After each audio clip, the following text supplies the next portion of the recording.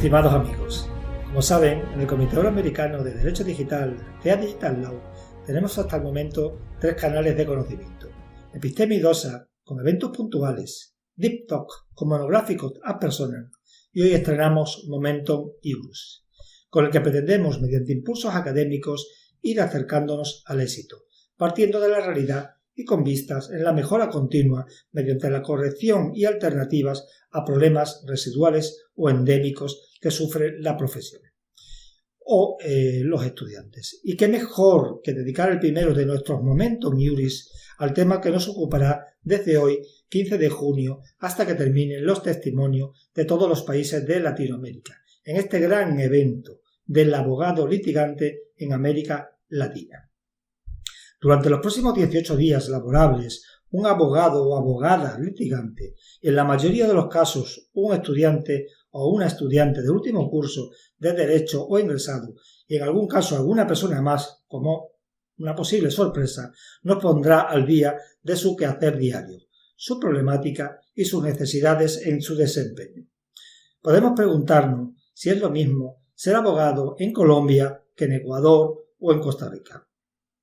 En la tradición jurídica romana, todos compartimos una cultura jurídica similar al estudiar y trabajar el derecho por parte de los abogados y resto de operadores jurídicos. Si estamos de acuerdo en lo antedicho, y supongo que lo estaremos, y partiendo de la base actual de que los requisitos para ejercer la profesión son también distintos en cada país, y por tanto las dificultades prácticas son de considerable importancia, también se puede buscar semejanzas en el desempeño del abogado dentro del sistema jurídico político para poder comprender el mismo. En la construcción de América Latina, el abogado tiene menos peso político que antaño, y sin embargo la conducción de los asuntos públicos ha aumentado. Aun así, la alta tasa expansiva de los estudiantes de Derecho ha estratificado la composición social de los mismos y las diferencias y desigualdades sociales. Por otro lado, las consecuencias poliédricas del COVID-19 sobre la profesión también acentúan la escasa distribución de los ingresos. El Comité Euroamericano ha creado la Plataforma Interamericana en Defensa del Abogado Litigante, PIDAL. Como decimos, el abogado es una pieza fundamental de la administración de justicia y el ejercicio de la abogacía es uno de los pilares en los que se asienta el Estado de Derecho. Sobre el abogado descansa en gran medida el derecho a la tutela judicial efectiva y al debido proceso, como señalan de una u otra manera todas las constituciones de democracias del mundo. La publicación de novedades legales en relación con el COVID-19, casi diarias, que afectan a trabajadores y empresarios y colectivos muy diversos, generan un nuevo marco legal en materia laboral, fiscal, mercantil o procesal, que habrá que abordar, además de la primigenia problemática del litigante, ahora más desbordada.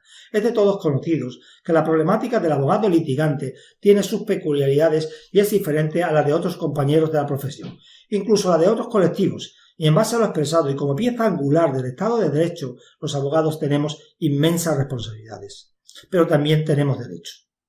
Por ejemplo, en Colombia hay 400.000 abogados y no se trata ya solo de que estemos inmersos en un confinamiento, sino que una vez pasado el estado de aislamiento obligatorio y los ingresos mínimos o nulos que tenemos en estos momentos, se han planteado acciones de tutela que han interpuesto diversos compañeros. Y es que no solo el peculio, sino lo más importante, la salud, está en juego para el abogado litigante. En defensa de estos y para poner en común toda la problemática que se refiere al abogado litigante en Colombia, pero también al de cualquier otro país que quiera sumarse y compartir la problemática común que atañe a la profesión, surge la Plataforma Interamericana de Defensa del Abogado Litigante, por su acrónimo PIDAL. La Plataforma Interamericana de Defensa del Abogado Litigante, PIDAL, es una creación del Comité Euroamericano de Derecho Digital, TEA Digital Law, y surge como una respuesta rápida que nació con ocasión de la marcha virtual de la abogacía colombiana y para apoyar a la misma, pero con vocación de permanencia de carácter internacional y que se ha constituido con sustantividad propia por parte del Comité Euroamericano de Derecho Digital y al que invitamos a todos los litigantes del mundo a participar como una herramienta más para trabajar en común por esta digna profesión que es la abogacía. Por otro lado, las redes TechLaw del Comité Euroamericano de Derecho Digital han creado la Inter-American Network of Law and the Technology Students e integra a los colectivos que estudian leyes o en relación con ellas, a los que la hacen sobre las nuevas tecnologías o a los que con las nuevas carreras universitarias con contenidos mixtos o de doble titulación se están poniendo en circulación en algunas universidades. Dentro de dicha gran red, a la que invitamos a participar a todas las asociaciones del mundo, el Comité Euroamericano de Derecho Digital ha creado también la Asociación Interamericana de Estudiantes de Tecnología, Derecho y Afines, por su acrónimo AIETD. La Asociación Interamericana de Estudiantes de Tecnología, Derecho y Afines de los dos hemisferios es una asociación sin ánimo de lucro que contribuye a la educación legal, técnica y tecnolegal. Fomenta el entendimiento mutuo y promociona la responsabilidad social entre los estudiantes de Derecho, Informática y carreras afines a ambas. La pertenencia a la AIETD hace al estudiante miembro pleno también del Comité Euroamericano de Derecho Digital, CEA Digital Law, que tampoco tiene costes ni membresías, y por lo que asegura al estudiante que una vez finalizada la etapa universitaria tendrá una continuidad profesional con CEA Digital Law, lo que redundará en su currículum vitae. Además, la AIETD cuenta con el International Program of Student in Training, uno de los aspectos más atractivos, ya que constituye un programa de prácticas internacionales. Termino esperando que disfruten con las intervenciones de todos los países, con un abogado diario disertando sobre la materia, objeto de este gran evento en América Latina, y de un estudiante de cada país que nos contará cómo vislumbra el futuro profesional en ciernes. Un gran saludo y salud. Mucha salud.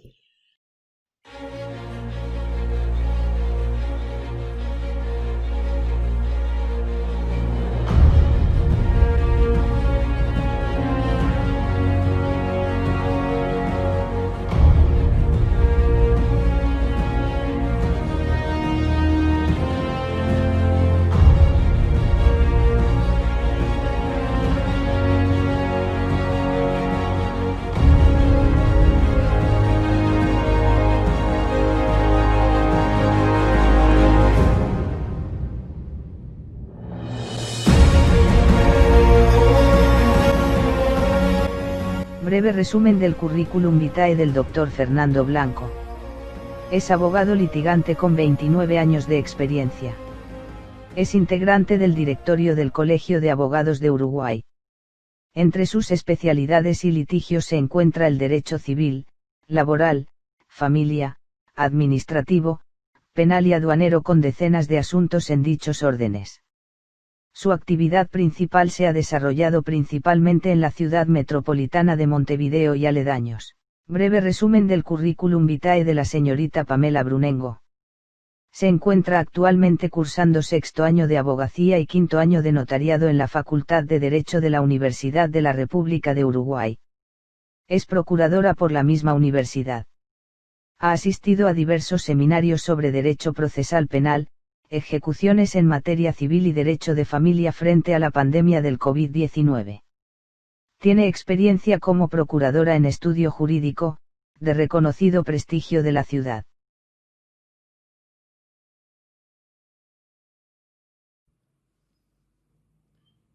Buenos días, mi nombre es Fernando Blanco, soy uruguayo, abogado, ejerzo en la capital de Uruguay, Montevideo. Ejerzo la profesión desde hace 29 años y bueno, agradezco a la organización la posibilidad que me da de dar una visión del ejercicio de la abogacía enfocada más que nada desde el área del litigio, del juicio y del poder judicial. Como dije, ejerzo hace 29 años, ejerzo en varias materias, en materia trabajo, derecho del trabajo, familia, civil, administrativo, o sea, prácticamente tengo una visión bastante amplia del ejercicio. Quiero decirles que, bueno, en Uruguay, Uruguay está dentro de las 20 democracias plenas, por lo tanto, el ejercicio de la profesión en nuestro país no corre riesgos o digamos, no existen los peligros que existen en otros países, por lo tanto existe una un ejercicio de la profesión con total libertad, y por lo menos no se conocen últimamente que haya habido algún tipo de presión o coacción sobre algún colega en el ejercicio de su profesión, más allá de que pueda haberla y no haya tomado estado público. O sea, nuestra profesión, más allá de toda la problemática que existe obviamente en el ejercicio, como en todos los países, la problemática propia de lo que es la abogacía, nuestro ejercicio está totalmente garantizado en cuanto a que patrocinamos a nuestros clientes con total libertad y en pos de proteger sus derechos. O sea que no hay limitantes desde ese punto de vista, limitantes claros por parte del Estado y por particulares. No obstante eso, quería decirles que también, lamentablemente, durante muchísimas décadas, el Poder Judicial en nuestro país es un poder relegado desde el punto de vista presupuestal.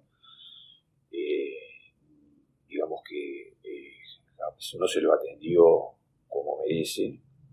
El poder del Estado, obviamente, es fundamental y esencial, y por lo tanto siempre tuvo carencias que eso son habituales en el Poder Judicial. Y eso evidentemente repercute, sí, en el ejercicio de nuestra profesión, porque no es lo mismo un Poder Judicial que es valorado por la sociedad y por el Estado, y otro Poder Judicial en el cual de alguna manera se le limita el presupuesto. Eso fue durante décadas así. Eso se trasuntó obviamente en el nivel salarial de los magistrados, de los funcionarios judiciales, de los funcionarios técnicos del Poder Judicial, y obviamente al no ser un motivo de estímulo para nadie el tema salarial, quizá mucha gente valiosa no ingresó al Poder Judicial.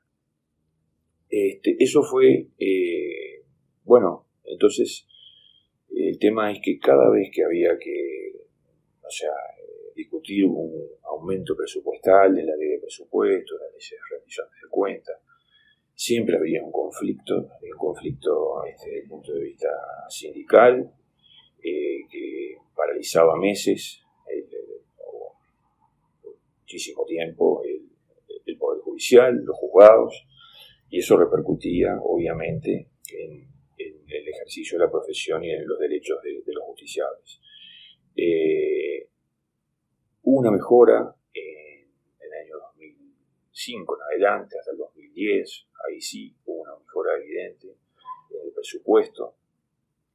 Eso se reflejó, por ejemplo, en los edificios del Poder Judicial, más que nada en Montevideo, con una mejora, por lo menos en algunos de los edificios se adquirieron y se mejoraron inmuebles, y se mejoraron también los niveles salariales, porque lo que le decía anteriormente, cuando había que aumentar un porcentaje del salario, o al legislador o al gobierno de turno no se le ocurría mejor idea que aumentar los tributos judiciales, crear un nuevo impuesto, una nueva tasa.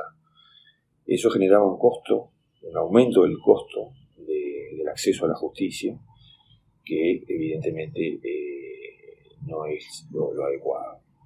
Como les decía, a partir de 2005 hasta el 2010, en ese periodo hubo un aumento importante del presupuesto del Poder Judicial, hubo una mejora, por lo tanto una mejora a niveles salariales. Por ejemplo, los funcionarios no tenían cobertura médica, en el 2004 se les dio cobertura médica por medio de su descuento de salario, que eso no lo tenían. En fin, hubo una mejora. Después, en el 2010, del 2010 en adelante, volvimos más o menos a lo que era la etapa anterior. Y bueno, lo que quería explicar es que evidentemente el Poder Judicial hasta el día de hoy sigue de alguna manera considerándose la cenicienta dentro de los poderes del Estado. Más allá de eso, el Poder Judicial Judicial, los funcionarios, los magistrados cumplen la función dignamente. En Uruguay casi no hay corrupción judicial, pudo haber casos aislados, tanto de funcionarios como de jueces, pero fue muy poco. O sea, a nivel de sociedad, aunque parezca contradictorio con lo que les dije respecto al presupuesto, a nivel de sociedad, los jueces, por ejemplo, están muy bien conceptuados. A nivel de nosotros, los abogados también, o sea, más allá de nuestras diferencias, por supuesto, de diferencias técnicas, o que obviamente, como en toda actividad, hay diferencias en cuanto a la capacidad de cada juez. Nosotros entendemos de que no hay, digamos, denuncias de corrupción, sí, de mal funcionamiento, de decisiones negligentes, impedidas, pero no casos de corrupción que, digamos, ameriten denuncias penales, como sucede en otros países cercanos o de Latinoamérica en general, en fin, en el mundo. Por lo tanto, digamos, la situación del Poder Judicial desde el punto de vista económico es esa, pero los abogados estamos tranquilos en cuanto a que la moral de los funcionarios del Poder Judicial está muy bien valorada por parte de los operadores jurídicos y del público en general. Nosotros tenemos un tema de que, bueno, en la cúspide del Poder Judicial es la Suprema Corte de Justicia, que entiende la actividad obviamente jurisdiccional, en el recurso de casación, que viene a ser un recurso de tercera instancia, que no siempre la ley admite ese recurso, la posibilidad de que, porque tiene que cumplir una serie de requisitos para acceder a interponer ese recurso, y en acciones de inconstitucionalidad de las leyes. O sea, en este país, Uruguay, el control de las leyes es posterior a su aprobación y se tiene que promover una acción de inconstitucionalidad ante la Suprema Corte de Justicia, y es ahí cuando este órgano resuelve si es acorde a la Constitución o no. El tema también que la Suprema Corte de Justicia tiene toda la tarea administrativa del Poder Judicial. Y eso es un tema que desde mi punto de vista es un problema, porque quizás los magistrados que integran la Suprema Corte de Justicia, que son 5, no tienen obviamente la formación como para administrar lo que es el funcionamiento de todo el Poder Judicial. No existe en nuestro país un Ministerio de Justicia, por cuestiones digamos, que viene de muchísimo tiempo, existió en la época del régimen dictatorial. Entonces, todo cuando se habla del Ministerio de Justicia se lo relaciona a esa época, y bueno, entonces nunca esa idea cuajó. Quizá hubo otro órgano que sea encargado de toda la parte administrativa, porque evidentemente tampoco los integrantes de la Suprema Corte tienen, desde mi punto de vista, la capacidad y digamos, la posibilidad del tiempo dedicado a toda esa función, y a veces entendemos nosotros abogados que se les va un poquito de las manos esa situación en la administración, cuando surgen los problemas a nivel judicial, a nivel del Poder Judicial, a nivel de cuando hay conflictos, cuando hay entonces o problemas como los que se viven actualmente. Entonces ahí hay un tema que yo entiendo que nuestro país en el futuro debe corregirlo. Les decía que bueno, que los jueces nosotros estaban bien conceptuados, el abogado que resuelve iniciar la carrera de juez tiene que hacer un curso que lo da la Suprema Corte del Poder Judicial, la Suprema Corte de Justicia, que es un centro de estudios judiciales. Tienen que cursar allí 2 años y bueno, después esperar ser designados. La carrera judicial se inicia en el interior del país, y a medida que se va avanzando se va acercando a Montevideo. O sea, Montevideo es el lugar donde los jueces llegan después de 10 o 15 años, 8 años de haber hecho un periplo en el interior del país. Así fue desde siempre, y bueno, más allá de objeciones que sí se hicieron, eso se mantiene. O sea, la carrera del juez viene a hacer la segunda parte de su carrera en Montevideo, si es que llega de acuerdo a sus calificaciones. Las calificaciones en Uruguay se realizan por medio de los superiores procesales de los jueces, es decir, los jueces de paz. Son de alguna manera controlados por los jueces letrados, y los jueces letrados por los tribunales de apelaciones, que los califican. Hay una comisión de calificación que arma una lista donde participa el Colegio de Abogados también, la Asociación de Magistrados, el Colegio de Abogados, y así se elabora una lista con los mejores jueces, que son los que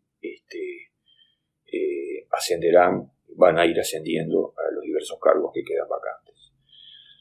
La designación de la Suprema Corte de Justicia, sus integrantes, es por el Senado de la República, generalmente acuerdos políticos entre los partidos, y si no se llega a un acuerdo, que tiene más antigüedad como ministro del Tribunal de Apelaciones, es que asciende al cargo de ministro de la Suprema Corte de Justicia. Los juzgados hay de todas las materias. En Montevideo hay juzgados de familia, de trabajo, o sea, de especialización. Tenemos el juzgado contencioso administrativo, que es juicios contra el Estado cuando se reclaman daños y perjuicios al Estado. Juzgados civiles, aduaneros, en fin.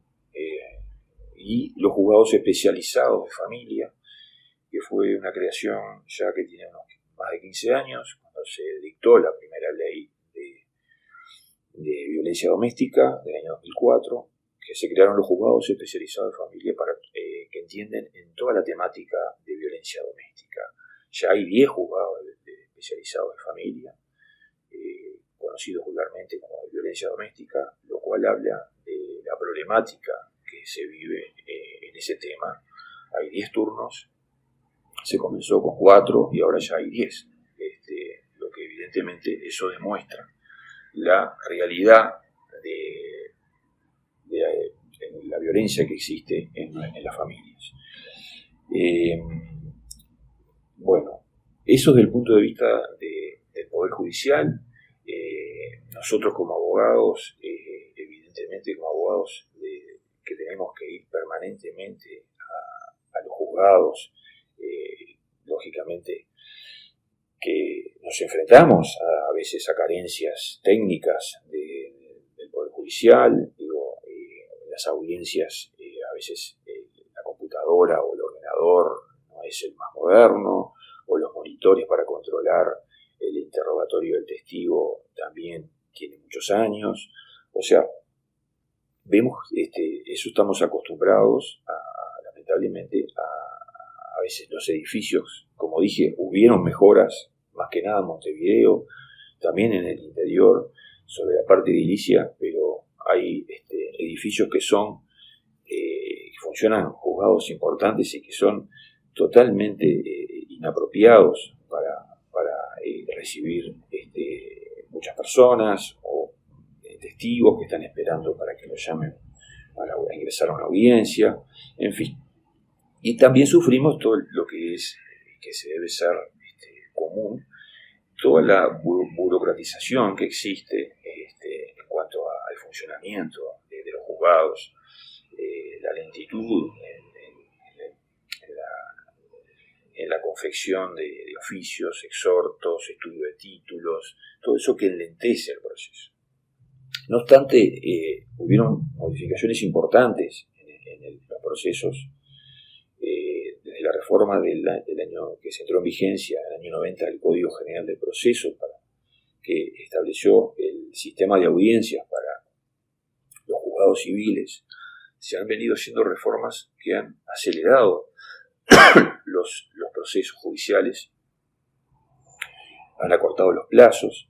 Específicamente se aprobó un proceso para los juicios laborales que antiguamente, antes de ser ley, llevaban años, increíblemente, para reclamos salariales, a veces 2 o 3 años litigando. Ahora, en un proceso que se desarrolla normalmente, en un proceso laboral que se desarrolla normalmente, serían 8 meses, 7 meses, o sea, hubo muchas mejoras. En los procesos civiles también hubieron reformas relativamente recientes que han acortado los plazos y por lo tanto eso fue en beneficio del justiciable y obviamente de nosotros, de los abogados. Evidentemente que hay que hacer mejoras. Se ha dado, entiendo yo, hasta ahora muy pocos cambios desde el punto de vista tecnológico. Sí fue una innovación el hecho de poder seguir los expedientes en su momento, poder seguir los expedientes por internet, y se implantó las notificaciones electrónicas, la notificación de las resoluciones en forma electrónica. Eso agilitó los procesos en parte, si bien algunas notificaciones hay que concurrir al juzgado para retirar la copia del escrito que presentó la contraparte. Evidentemente, en el caso de que si las dos partes han comparecido en el proceso y por lo tanto tuvieron que haber constituido el domicilio electrónico, eso realmente agilitó bastante los procesos. Un tema que a mí en particular y muchos colegas nos preocupa es que en Uruguay no existe la colegiación obligatoria. O sea, si bien existen otras profesiones, como los médicos tienen colegiación obligatoria, los veterinarios, por ejemplo, pero nosotros no tenemos colegiación obligatoria. Y si bien en Uruguay la ventaja que tiene es que somos, digamos, pocos los que ejercemos, porque somos pocos habitantes, más o menos, ejercemos entre 5 y 6 mil abogados, por lo tanto somos pocos y nos conocemos.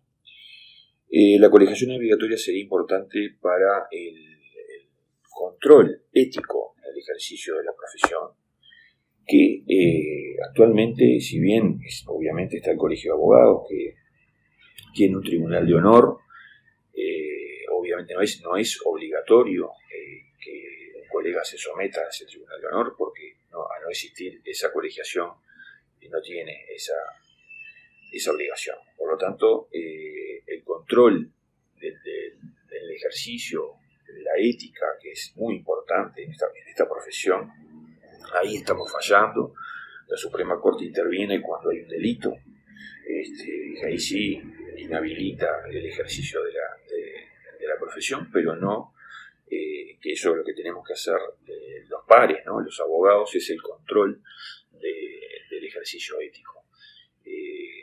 En Argentina y Brasil existe la colegiación, funciona muy bien, y nosotros estamos colegando. Sé que hay resistencias, hay colegas que no quieren la colegiación obligatoria, es un tema también filosófico, pero yo, desde mi punto de vista, entiendo de que viendo los ejemplos de otros países, más allá de las críticas que se le puedan hacer, ha sido muy positivo.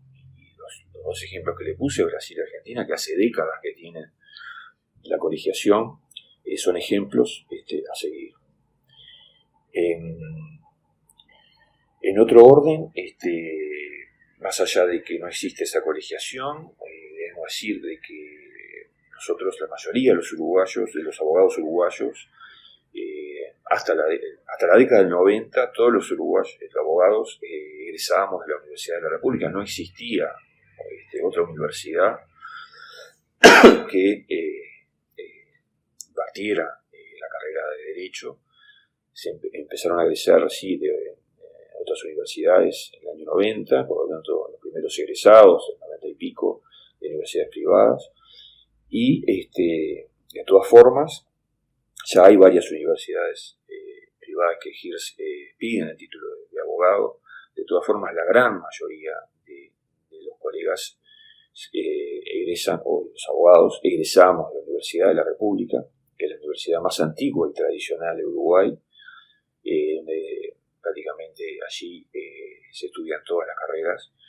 Por lo pronto, hay un control, si bien, como les dije, no hay esa colegiación, hay un control en cuanto a la matrícula muy estricto, y eso da garantías de que los egresados y abogados que van a empezar a ejercer lo hacen con la preparación adecuada, ¿no?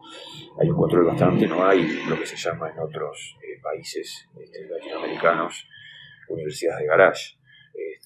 Acá hay muy pocas universidades que se puede estudiar derecho y son buenas universidades, pero con la salvedad de que la mayoría somos egresados de la Universidad de la República. El tema que se nos presentó como a todo el mundo, y que impactó en la profesión, es el tema de la pandemia. Nosotros acá en Uruguay vino un poco más tarde, el tema del virus, del COVID-19. El día 13 de marzo el gobierno decretó la emergencia sanitaria, y la Suprema Corte de Justicia, que como les dije es la jerarquía máxima del Poder Judicial, decretó una feria extraordinaria o feria sanitaria desde el 16 de marzo, que prácticamente se extendió hasta mayo. En ese periodo prácticamente los abogados no pudimos ejercer, el justiciable no pudo, ser amparado en sus derechos. Si bien existió una resolución de la Suprema Corte que admitía la posibilidad de iniciar procesos indispensables como medidas cautelares, todo el tema de la violencia doméstica, seguir algún trámite que quedaba pendiente, pedir una habilitación de feria como en cualquier feria judicial, pero evidentemente un porcentaje casi del 100% de la actividad judicial se vio paralizada. Y ahí nos dimos cuenta, por lo menos en el Colegio de Abogados, que el Poder Judicial uruguayo se había quedado en el tiempo. Nos dimos cuenta de que las vías tecnológicas eran herramientas que se hablaban de empezarse a utilizar. Como les dije, hubo alguna innovación, pero ya lleva mucho tiempo, que facilitó la tarea de los abogados. Pero bueno, en este periodo nos dimos cuenta de esa necesidad de presentar escritos por mail, de hacer audiencias por videollamadas, o sea, no paralizar el proceso ante estas situaciones que se pueden dar en el futuro. Entonces el Colegio de Abogados elaboró un proyecto de ley que se presentó en el Parlamento para facultar a la Suprema Corte de Justicia a implementar cambios en el desarrollo, en la práctica de los procesos, incorporando medios tecnológicos. Esto, ojo, también genera resistencias en algunos colegas que no les cuesta ayornarse a la nueva realidad, pero bueno, es una salida que el Colegio de Abogados buscó y planteó, elaboró un proyecto que es, desde mi punto de vista, muy bueno, para ir incorporando esos medios tecnológicos tan necesarios en situaciones como esta. Por supuesto que eso no se aprobó. Como les dije, hay colegas que no quieren seguir con la metodología tradicional del expediente en papel, porque es raro, porque en la administración, ya prácticamente en la administración pública, impera el expediente electrónico, y nosotros los que trabajamos en el área administrativa también, no es normal que hay un interrogatorio y uno lleva el pendrive y bueno, y así se le da documentación, se almacena todo allí, es normal. Entonces, pero en tema judicial hay oposición, no sabemos si es la mayoría, suponemos que no, pero hay oposición. De todas maneras, eso se presentó, se vio con buenos ojos desde el punto de vista del Parlamento, específicamente en la Cámara de Senadores, y ahora, a partir del día de hoy, el día 19, la Suprema Corte, ya con una declaración anterior, estableció la reactivación de la actividad judicial por medio de agenda, hay que agendarse, y también previó la posibilidad, la experiencia piloto en 2 materias, en civil y contencioso administrativo, de tomar audiencias por videollamada. O sea que es una herramienta que, si bien todavía la ley no está aprobada, ya en conversaciones que habíamos tenido con la Suprema Corte, la Suprema Corte veía con buenos ojos esa posibilidad y no esperó la ley y por lo menos incluyó alguna opción de tomar audiencias de esa forma, específicamente en materia civil por ahora y contencioso administrativo. Por lo tanto, ante esta situación de pandemia, de alguna manera vemos que se va acelerando esos cambios tecnológicos que también tienen que llegar al Poder Judicial para modernizarlo y bueno, nosotros los profesionales tenemos que adaptarnos a esa nueva realidad. Bueno, este es un panorama más o menos de la situación de la abogacía en Uruguay. No sé, espero que haya sido lo más claro posible. Les reitero, es un ejercicio de la profesión nuestra en Uruguay, no es, lo ejercemos con total libertad, no hay ningún tipo de limitación. Por supuesto, los requisitos lógicos, pero me refiero de que no se conoce hasta el momento, o por lo menos últimamente, problemas en ese sentido, más allá de lo que yo les señalé del funcionamiento propio del Poder Judicial por carencias económicas específicamente y a veces exceso de burocracia que realmente de alguna forma sí lesiona algún derecho cuando no se toman soluciones rápidas. Lo vemos a veces en los procesos de familia, en los procesos de tenencia, visitas. Si bien se ha tratado de agilizar, de reducir plazos en todas las áreas, vemos a veces esas carencias de que no hay soluciones rápidas y se dañan, se lesionan derechos derechos fundamentales. No siempre pasa, pero a veces pasa. Pero en general el funcionamiento es acorde a un país democrático y bueno, desde ese punto de vista sí estamos, pienso yo que todos deberíamos estar conformes. Bueno, les agradezco la invitación para participar y bueno, espero que haya sido claro el desarrollo de la charla, de la exposición, y bueno, estoy a las órdenes para lo que necesiten. Muchas gracias. Mi nombre es Pamela Brunengo. Primero que nada me gustaría agradecer este pequeño espacio para darles una visión estudiantil respecto al sistema judicial uruguayo y cómo estoy viendo actualmente a raíz de la pandemia los cambios que he tenido y cómo espero que a futuro siga evolucionando. Soy estudiante de la Facultad de Derecho de la Universidad de la República, de las carreras de abogacía, cursando en realidad a 4 materias de recibirme y obtener el título de grado, y de notariado también, cursando el penúltimo año. Soy estudiante del plan 89 en el año 2016 se implementó un nuevo plan, y la diferencia entre el 89 y el 2016 es que en el plan 2016 tiene desde el inicio un enfoque más práctico, mientras que el 89 es mucho más teórico durante toda la carrera, que acá dura 6 años, y recién en el último año como que el estudiante tiene una perspectiva más o un contacto más cercano con lo que es el ejercicio de la profesión.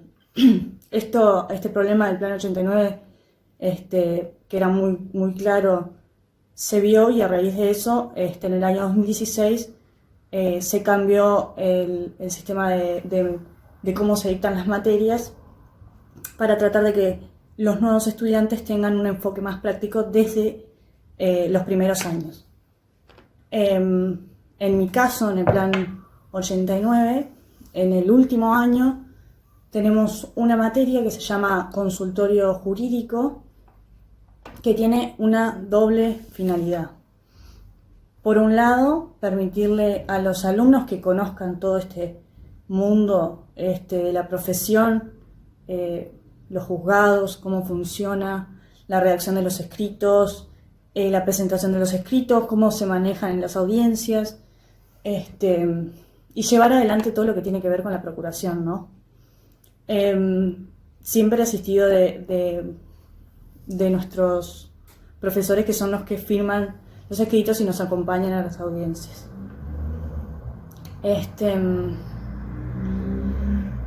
Después comentarles que a su vez esta materia lo que hace es brindarle a aquellas personas que tienen bajos recursos, que no pueden pagar un abogado, brindarles justamente la asistencia jurídica a esas personas, que van a ser nuestros clientes, son los que nosotros representamos. Por otro lado, trabajo en un estudio jurídico hace 3 años, siendo procuradora del mismo, lo cual me ha permitido sin duda tener una visión mucho más profunda del funcionamiento judicial uruguayo. Y lo que podría decir es que, desde mi humilde opinión, que aún tiene mucho para perfeccionar sin duda, en el sentido de que, por ejemplo, se continúa con los expedientes en soporte papel, a diferencia de otros poderes del Estado, en los cuales los expedientes ya son electrónicos, sin perjuicio que de a poco se ha ido modernizando, por ejemplo, a través de las notificaciones electrónicas, mediante un servidor del Poder Judicial, y el seguimiento de los expedientes a través de la web del Poder Judicial.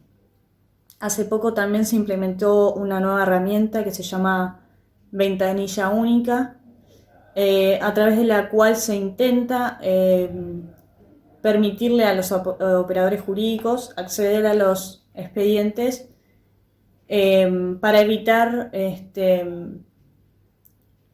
o para tener más acceso acerca de los informes y los decretos que se han ido realizando en los expedientes. Igual, en mi opinión, esta herramienta, si bien está buena, no termina de hacer el clic del papel a lo electrónico, y no, en mi opinión, es una buena herramienta, pero tiene todavía mucho como para agregar. A raíz de todo este tema del COVID-19, quiero hacer un paréntesis acá, y para los que no saben, en Uruguay somos muy afortunados, porque la realidad es que no nos hemos visto muy afectados. Estamos ahora en los 40 casos, muy poco, y llevamos como varios 2, 3 días, 4 sin casos nuevos, digamos.